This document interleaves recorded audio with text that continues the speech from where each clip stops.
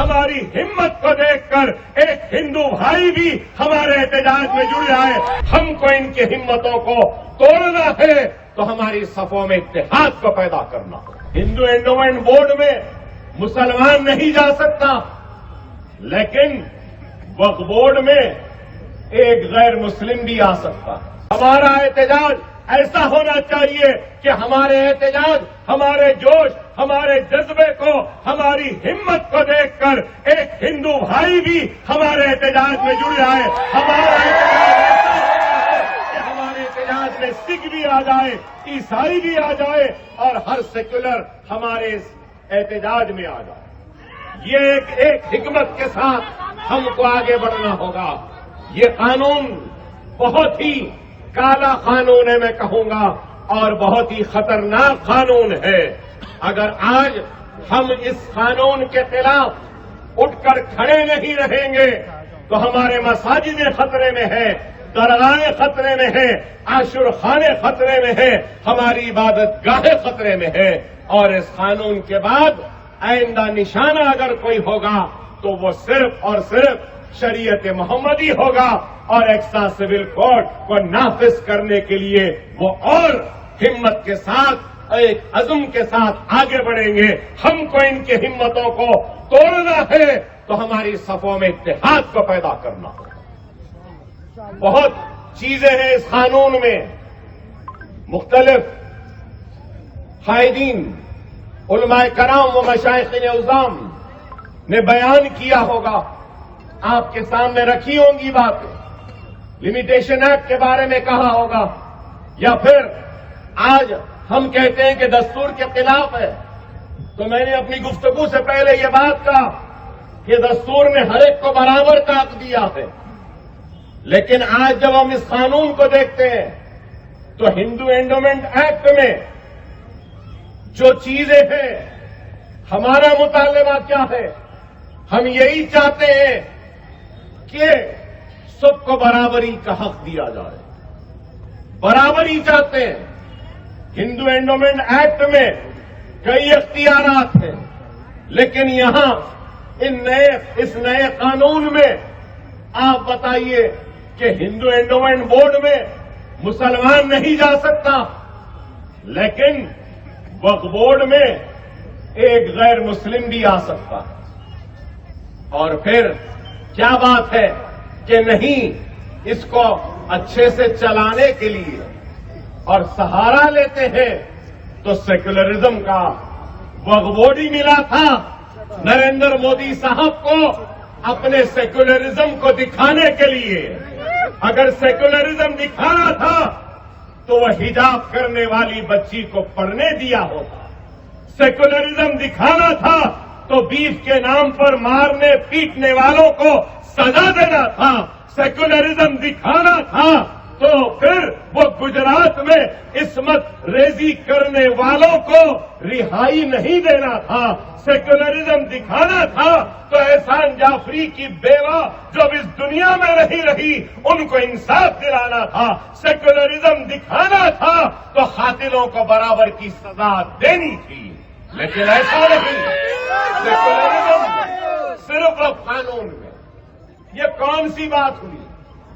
اب ایسا حال ہو گیا ہے، اگر میں موٹی بات میں سمجھانا چاہوں تو ایسا ہو گیا ہے کہ میرے باپ نے، میرے دادا نے، میرے پردادا نے، میرے سگڑ دادا نے میری اولاد کے لیے، آنے والی اولاد کے لیے کچھ زمین جائیداد گھر دے کر گئے. اب وہ میرا اختیار ہے کہ میں جیسے چاہے چلا لوں. میرے باپ کی جاگیر ہے، میرے دادا کی جاگیر ہے، میرے سگڑ دادا کی جاگیر ہے. مگر یہ کیا کہہ رہے ہیں؟ نہیں، اس کو ایسا نہیں چلانا، اس کو ویسا چلانا. ارے بابا، دینے والے کون ہیں؟ دینے والا میرا باپ ہے، میرا دادا ہے، میرا سگڑ دادا ہے. مطلب یہی ہے، آج جس طریقے سے وقف بورڈ اور آقافی زمین میں مداخلت ہو رہی ہے، کل کے دن یہی ہوگا کہ اگر آپ کے باپ دادا نے آپ کو گھر دے کر گئے ہیں تو یہ لوگ بولیں گے کہ نہیں، تم کو گھر چلانا نہیں آ رہا، ہم تمہارے گھر کو چلائیں ہوگا۔ اس حکم پر لبیک کہتے ہوئے ہم آگے بڑھے۔ یہ قانون میں ایک بہت ہی خطرناک بات ہے۔ ASI کی، آرکیولوجیکل سروے آف انڈیا کی بہت ہی خطرناک بات ہے۔ آج بھی آرکیولوجیکل سروے آف انڈیا کے تحت میں جو مساجدیں ہیں، بہت سے مساجدوں میں ایک وقت کی بھی نماز نہیں ہوتی، بہت مساجدوں میں صرف عید کی نماز ہوتی ہے، تو بہت سے مساجدوں میں صرف جمعہ کی نماز ہوتی ہے۔ ارے آپ بتائیے، کاغذات تو ہے، کاغذات ہے، لیکن بہت ساری ایسی ہیں جہاں پہ کاغذات نہیں ہیں۔ وقف یوزر بھی ہے، اس کو بھی کیا ہے ہمارے قائدین بیان کریں گے۔ ارے مکہ بھی کیا ہے، وقف یوزر ہی ہے، لیکن آپ بتائیے کہ یہ لوگ صرف اپنی تعداد، اپنی اکثریت کا ایک فائدہ اٹھاتے ہوئے جمہوریت میں ایک سب سے بڑی اقلیت مسلمان کو ہراساں کر رہے ہیں، پریشان کر رہے ہیں، اور ان کی حق تلفی کر رہے ہیں، اور ان کے حقوق کو چھیننے کی ایک کوشش کر رہے ہیں۔ ہمیں اس ملک کی عدلیہ پر پہلے بھی یقین تھا، ابھی بھی یقین ہے، آنے والے کل میں بھی یقین رہے گا۔ بابری مسجد، رام جنم بھومی کے مسئلے پر بھی ہندوستان کے مسلمانوں نے عدالت پہ یقین کیا، عدالت کے فیصلے کا احترام کیا، عدالت کے فیصلے کی عزت کی، اور عدالت کے احترام کا ثبوت دے دیا، اور عدالت کے فیصلے کو قبول کیا۔ وہ الگ بحث ہے کہ اس فیصلے میں کیا کیا باتیں تھیں، ان تفصیلات میں نہیں جاؤں گا، لیکن یہ کہنا چاہتا ہوں کہ مسلمان اس ملک کا وفادار تھا، ہے اور رہے گا۔ یہ ملک ہمارا تھا، ہے اور رہے گا۔ اس ملک کو جب بھی ضرورت پڑے گی تو مسلمان اپنے سینوں کو پیش کرے گا اور اس ملک کی حفاظت کرے گا۔ لیکن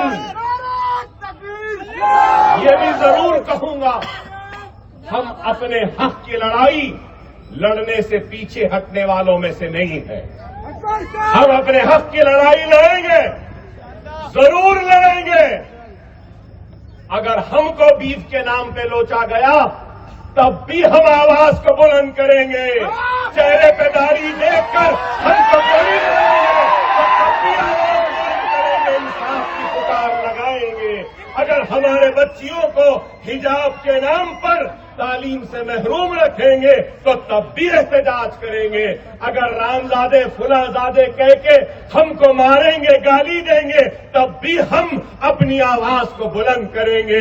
وقف قانون کے خلاف آج بھی آواز بلند کر رہے ہیں، لیکن ہماری آواز، ہمارا احتجاج دستور کے دائرے میں رہے گا، قانون کے دائرے میں رہے گا، اور قانون کے دائرے میں رہتے ہوئے ہم اپنا احتجاج کریں گے اور اپنے مقصد کو حاصل کریں۔ ہو گیا ہے، یہی ہے۔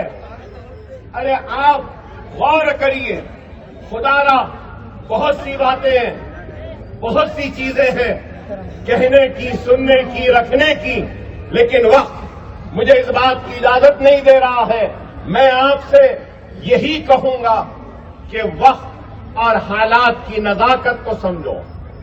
خدا را انتشار اور منتشر مت رہو، خدا را منظم ہو جاؤ، متحد ہو جاؤ۔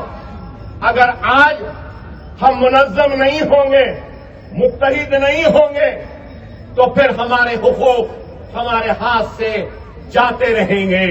میں یہ بھی بات کہوں گا کہ آنے والے کل میں اگر ایکسٹرا سول کورٹ کو नाफिज करने का इनका एक इरादा है और उसके तरफ ये बढ़ रहे हैं, तो इस बात से भी ताज्जुब नहीं होगा कि अक़लियतों को जो दस्तूर में दफे 2930 के तहत अक़लियतों को जो इख्तियारात दिए गए हैं, आने वाले कल में वो एक कानून के जरिए इन इख्तियारात को भी खत्म करेंगे, छीन लेंगे और अक़लियती इदारों को भी खतरे में डाल देंगे, तालीमी इदारों को।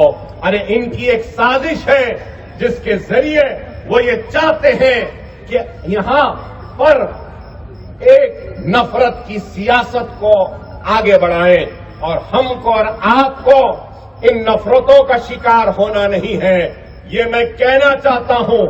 आज मैं यहां पर खड़े होकर मेरे सेक्युलर हिंदू भाइयों से, सेक्युलर सिख भाइयों से, सेक्युलर ईसाई भाइयों से भी अपील कर रहा हूं कि ये मामले को सिर्फ मुसलमानों का मामला न समझे, बल्कि ये मामला हमारे हिंदुस्तान के सबसे बड़े अमन पसंद अक़लियतों का, मुसलमानों का है। और हमारा मुतालबा क्या है? ये कानून के खिलाफ हमारी लड़ाई है, तो ये लड़ाई दायरे दस्तूर में है, जमहूरी अंदाज में लड़ेंगे। हम दस्तूर के दायरे में रहते हुए, कानून के दायरे में रहते हुए अपनी लड़ाई लड़ रहे हैं। और ये लड़ाई किसके लिए लड़ रहे हैं? लड़ाई हम इस लड़ाई के जरिए दस्तूर में जो हक, जो इख्तियार जो मुसलमानों को दिया गया है, उसका मुतालबा कर रहे हैं।